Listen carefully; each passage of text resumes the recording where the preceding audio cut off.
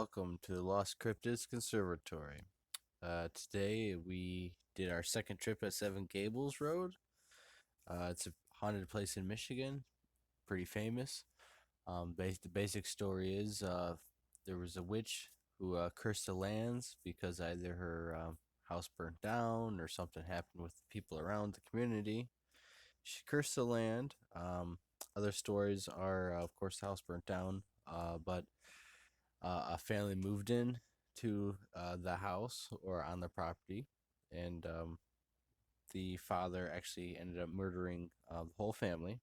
Of course, that house might have burned down too, so there's some conflicting reports, but basically, the general story is a witch cursed the land, and it's been activity ever since.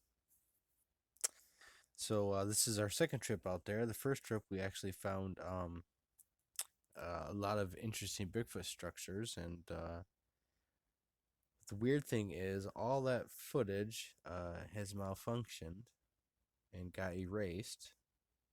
Coming out here down the road, my GoPro started malfunctioning for the first day and the second day. It was saying SD card, I couldn't read it, and then it would say that the SD card was all full when it wasn't. It would completely just freeze, shut down, start taking video, stop, trying to start take videos, stop, but it wasn't recording anything. Basically, I had to pull the battery out multiple times, and that's never happened. And I've been testing it. It's not happening here at the house. It's just only on Seven Gables or around the witch's foundation house, which is the place where everyone goes, paranormal teams and even teenagers for a spook go to encounter paranormal activity, which we actually ended up meeting a few paranormal teams the first and second day. The two different groups are looking for the same thing, and when you get out there, it's a pretty weird feeling. I don't know if the land is cursed, but there in certain spots there's a heavy energy, and actually the ghost team caught a few things, fog and certain paranormal ghost stuff that Bigfoot researchers don't tend to show on their videos or catch. So it was pretty interesting that all this activity is happening around the area, not only ghost, paranormal, UFO, but also Bigfoot stuff. I have Bigfoot structures. We actually ended up hearing a knock on this second day trip. So I hope you guys enjoyed the video. Yep, back to Seven Gables.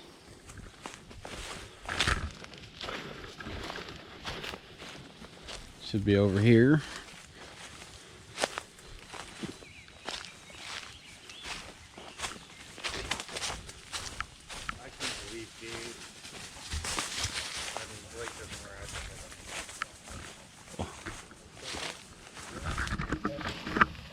Alright guys, we're here. I'm gonna find the witch's house again. You don't want to eat? No, I'm full. Yeah, I've never seen you eat. I mean, I don't know you that well, but I've still never seen you eat. General stuff, like cleaning up the fires, whatever. Playing the burrito was too hot. It's too hot. It was microwave too hot. Here we got some manipulation. This curves all the way around, goes underneath there, bends up, and goes straight up to here. Held up right here next to this poison ivy. But it goes all the way down and curves. There might be a stick right there manipulating, holding stuff up. So look at this, it's bent up there. And then on this side, there's a separate one that's wedged in between there and hooked up right there. See, people that don't really look at those type of details, Don't even belong out there. That one's sucked up right there. Leaning right there. And it's old because we kind of cracked it, unfortunately. But very subtle. So it's like 83 degrees out, very sunny, amazing day. And we're hiking out there, and it's a beautiful landscape. Multiple different habitats, microhabitats of brush, fields, and mainly swamp and stream system. So it's a wonderful, lush habitat full with lots of plant life, lots of food, plenty of resources for a Sasquatch to live. And with all the paranormal activity, who knows what's all going on here? Um, reports of ghosts and lights in the sky and orbs, and of course Bigfoot. So everything's around the area and seemingly happening at the same time. So it's interesting to see such a wonderful place it is, because it is truly filled with resources for natural and, I guess, paranormal entities. So Alright guys, we're heading to that tree. It's old, it looks pretty cool. We're in this old cornfield. They're letting the land rejuvenate right now, but it's pretty neat. And good food source that the state provides for animals, like the deer, of course. And I'm sure the Sasquatches hide out in the middle of the cornfields and snag whatever animals come close for the opportunity. And of course, feed on the corn. So it's kind of like a win-win. So come over here and check it out.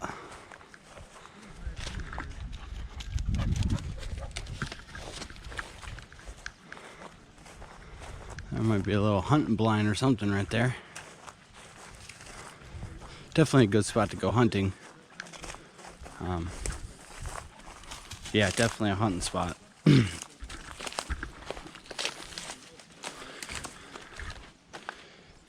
Canvas tent or something right here.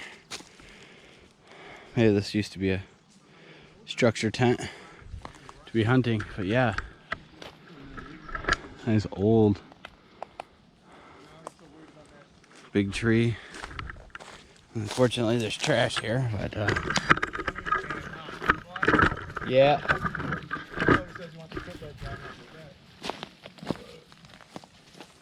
Motherfucker's got a degree in history and shit. Never did shit with it. And he put himself through cut English and There's actually a den right here. There's a tent? A den. Animal den? Animal den. Well, it's like drag. Looks like a spot. Yeah. And I wouldn't put it past an animal to drag something like that over. My parents. all right, so again, my camera started malfunctioning again at this place, and as you can see, I'm putting it back in the case, and it's finally starting to. But it's just weird how, previous to this, I shot 200 something videos in a day. Everything works fine. Then come to this place the first time, shot a number of videos, and it was malfunctioning a bit on the road trying to get footage driving in. I looked at it on the computer, and then all of a sudden, the next time I try to plug it in, and my SD card is there, and I can't access any of those photos, so they all get erased. Reformat my SD card, come out here the second day, and stuff still keeps happening to it. And I even lost some footage from this second trip, actually. I lost a number of things. So it's weird. I can't explain it. But so we see this wonderful swamp come across the stream, and I decided to test out my life straw, which is a very nice little device I suggest everyone gets. It filters out bacterial and natural stuff, just not chemicals, which is kind of a bad thing, because if you're around farmland and cities, of course, you get more man-made chemicals. But it's great for giardia and bacteria from feces. so you don't have to worry about natural stuff. So if you're really in the woods or at a decently clean, away from human activity spot, you could use that no problem. There's actually a YouTube videos of a teacher having a cow manure in a jar, and she fills it with water, and she uses the life straw to drink from it. And all the kids are just ew, about to throw up, and it works. So I suggest you get it. It's great. It works for about 200 gallons or so, different models, and they last a while. It's a ceramic watering filter, so there you go. The nature, because I find those. This does not look nice. All right, guys. I'm filming you. Got two angles. Make it more extreme. Get over there. You got this angle. All this is woven in between, spliced together. There's no way all this fell together. You even have stuff over here, it's leaned up. Stuff right there, it's leaned up over that side. It's pretty, it's pretty good. It's probably about 5 foot off the ground right here. But everything is placed up in here. Like this one's underneath, it goes all the way up through there. There's no way. This one's just balancing. You could. Oh. Go ahead.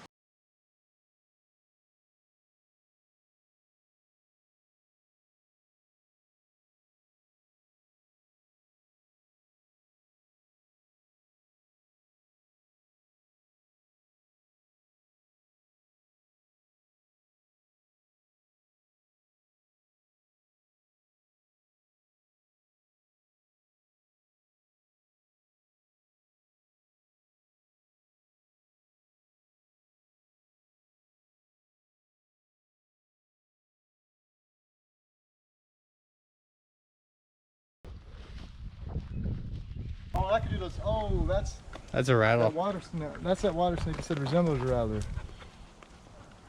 Wow, looks like it just got killed, huh? All right, guys, back at the witch's house. You can see foundation there. Piece of quartz rock there. Someone brought in to cleanse the area of the curse.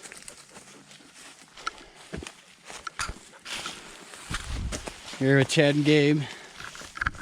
And ghost researchers. And some ghost researchers we found.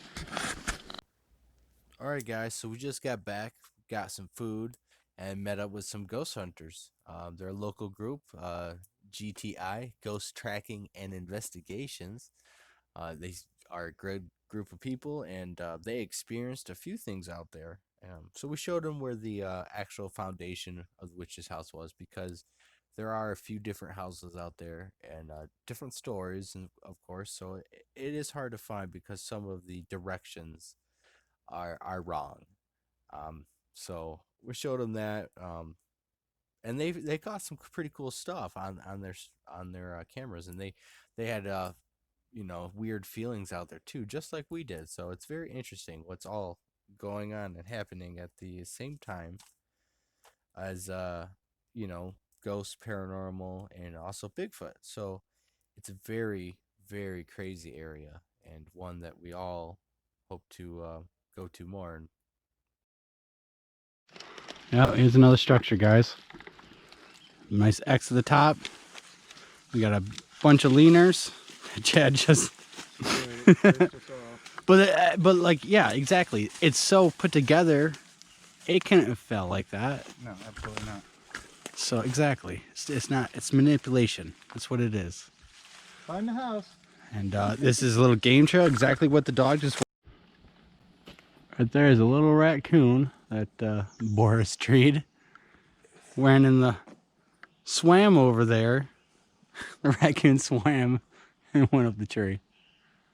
That's pretty cool. But if you guys look right here, check this bad boy out. Broken, clearly broken off something else. Look at that.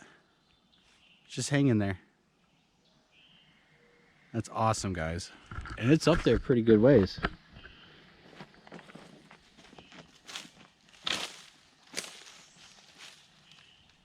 I'd say probably 9 foot up there. Maybe 8 foot up there. What about the break right next to you? Yeah. That is awesome. That is awesome. And look at this. Look at this. There's no way that fell in like that. In between the Y like that. Look at that. There's no way. Oh wow, I didn't realize it was horizontal. It's stuck in there, huh? Look at that. In between the Y. And through that tree. Yeah, look at that. Now that's up there. That's 10 feet or more.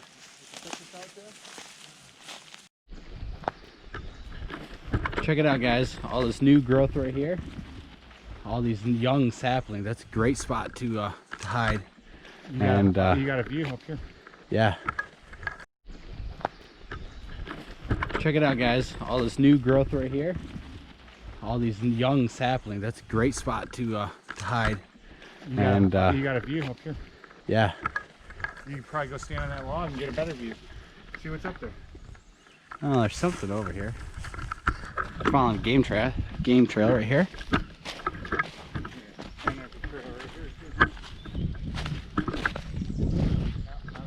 Yeah, these trees got cut down. This is all clear cuts. Alright, so at this point we're taking a nice break. We've been hiking and hiking around this entire area. We actually totaled 7 miles on this day. So that's a lot. So we're all kind of feeling it at this point. Even the dog. The dog is laying down and having a great time out there. It was a very beautiful day. It was hot and muggy, but it was a great time to get out. And we did hear some things right before we sat down right here. And so we're listening. We're just scouting out the area, trying to get the feel of it. And it feels squatchy, and it does have paranormal aspects. There's some weird energies around there. Like I keep saying, my camera keeps malfunctioning, which is not normal. It's doing things that is not normally happens, and weird stuff it happens after the fact back here at the house when I'm in editing stuff, and it literally deletes itself from being able to be used. It's crazy. But this next area coming up section is where we heard a knock. Actually, this area, when we pan around right here, is the exact spot just across there on the other side is the woods. It came from there. It was a loud, distinct knock, and it all shocked us. We all distinctly heard it. And unfortunately, I can view this next part. We don't hear the knock in this next part, but we investigate it, and I can't use this footage. It's a good 10-minute piece of footage of us walking down to the spot, checking it out, and listening. And I can't use any of it here and edit. It won't let me.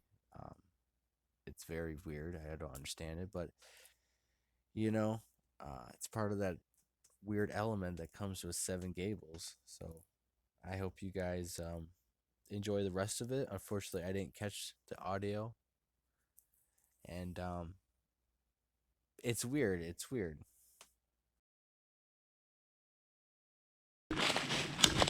Think a fox could squeeze down into that? Oh yeah, fox could be in there easily.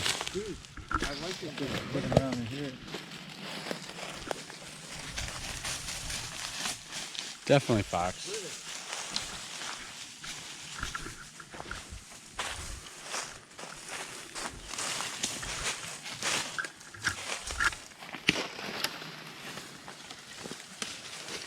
Jabbed in the ground. No, I mean like literally jabbed in, way in. And was winged up there. I mean, Didn't come from up there, that's for sure. it's interesting. It is. Another break, another break.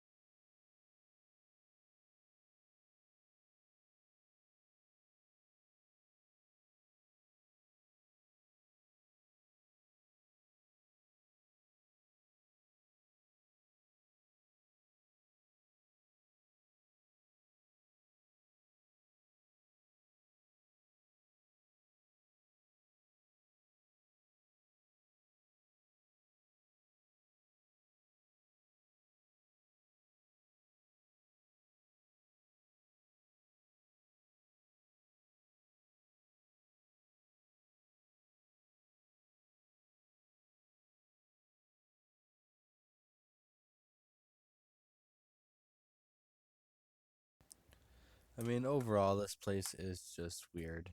Um, there's certain things going on that can't be explained. Not only have we experienced it on our first and second day, and even at home trying to review footage, but there's a reason why there's so many paranormal teams that go there and investigate it, because there is activity that happens there with the paranormal and Bigfoot, UFOs even. Um, it is a weird place. One of the weird places in Michigan. There's a lot of others, so we are gonna visit not only this spot but others in the future. Um, and maybe there is some correlation going on. I mean, if there's not, I'm sure that the Bigfoot and natural animals must know what's going on or have some sort of experiences with some of this energies that's around these places. A Sasquatch isn't paranormal and is flesh and blood totally.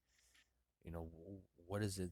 What kind of interaction does it have with the paranormal aspect that's happening in not only Seven Gables, but some of these other areas around the world?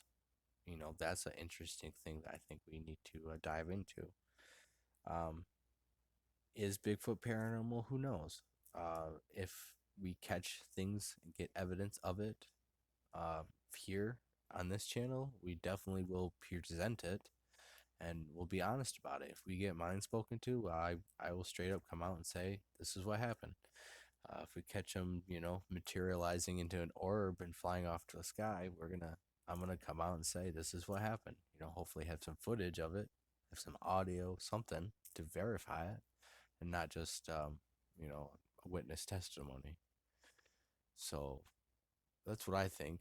But I at this point I think they're flesh and blood, and they're very intelligent. And most likely like native elder brother is what I'm leaning towards right now. But the paranormal aspect of other things in the woods, other cryptids, other things happening in the woods, and also Bigfoot is it's interesting, and they it coexists and they must interact.